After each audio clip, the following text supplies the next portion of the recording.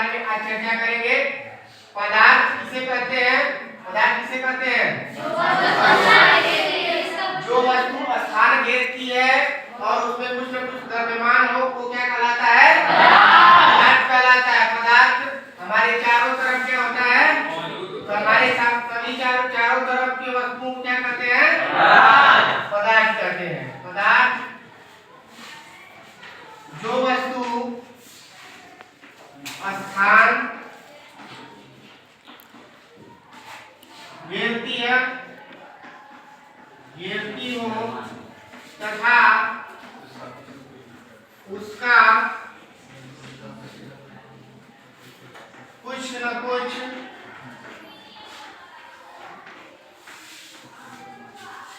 द्रव्यमान हो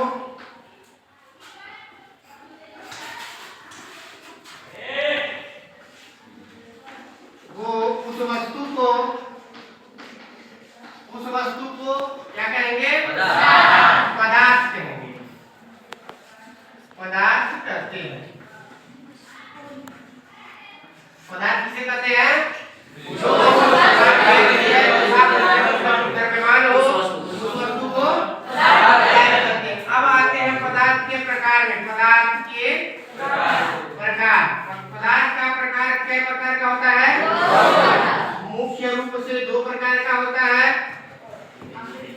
और दोनों कौन सा है? एक है शुद्ध पदार्थ और अशुद्ध पदार्थ। शुद्ध पदार्थ और दूसरा क्या है? अशुद्ध पदार्थ। अशुद्ध पदार्थ। अशुद्ध पदार्थ किसे कहते हैं? शुद्ध पदार्थ किसे कहते हैं? जिसमें कोई क्या न हो, मिलावट न हो, उस वस्तु को क्या कहेंगे? पदार्थ कहेंगे। और जिसमें कुछ मिक्सचर हो या कुछ मिलावट हो क्या कहलाएगा? अशुद्ध पदार्थ कहलाएगा। अब आते हैं अशुद्ध पदार्थ कितने प्रकार का होता है? 2 प्रकार का शुद्ध पदार्थ। शुद्ध पदार्थ 2 प्रकार का होता है। प्रकार का होता है कौन सा? तत्व और यौगिक। मुख्य रूप से 2 प्रकार का होता है, तत्व और यौगिक होता है। बात समझ में आया? अब अशुद्ध पदार्थ कितने प्रकार का होता है?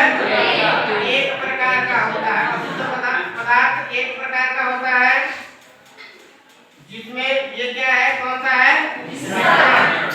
इसका प्रकार कौन सा है? मिश्रण। बात समझ में आया? पदार्थ 2 प्रकार का होता है, शुद्ध पदार्थ और अशुद्ध पदार्थ। शुद्ध पदार्थ 2 प्रकार का होता है, तत्व और यौगिक। अशुद्ध पदार्थ 1 प्रकार का होता है, कौन सा? मिश्रण होता है। बात समझ में आई ना? अब आते हैं पदार्थ की अवस्था के बारे में जानेंगे, उसके बाद आगे बढ़ेंगे ना। पदार्थ की अवस्था कितनी होती है? 3। पदार्थ की अवस्था के बारे में अगर चर्चा करेंगे, पदार्थ की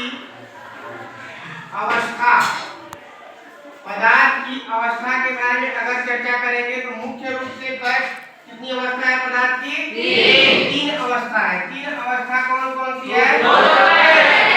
ठोस है और द्रव है और गैस है। ठोस किसे कहते हैं? अवायवीय ठोस पदार्थ किसे कहते हैं? जिसका आयतन और आकार दोनों निश्चित हो उसको क्या कहेंगे? इसका आयतन तथा आकार दोनों क्या होगा? दोनों निश्चित होगा। दोनों निश्चित का मतलब कि ये क्या रहेगा? हमेशा स्थिर रहता है ना। दोनों निश्चित रहता है। ठोस किसी वस्तु में अगर कोई वस्तु है 1 kg का इस वस्तु को कहीं पर भी ले जाएंगे या तो किसी भी बर्तन में या किसी भी जार में डालेंगे या तो कहीं किसी स्थान पे ले जाएंगे तो उसका आकार क्या रहेगा? समान रहेगा। हमेशा समान रहेगा। इसलिए क्या रहेगा? दोनों और आकार दोनों क्या होगा? निश्चित होगा। उस वस्तु को क्या कहेंगे? ठोस कहेंगे। अब इसके कण क्या होते हैं?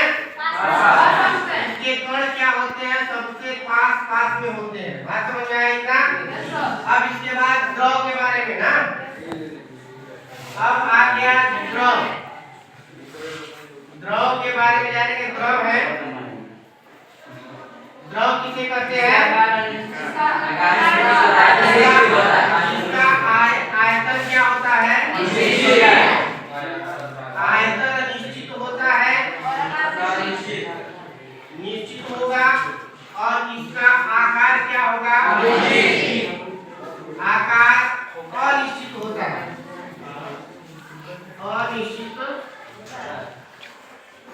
अनिश्चित होगा। इसका आयत क्या होगा? निश्चित होगा और आकार अनिश्चित होगा। किसका?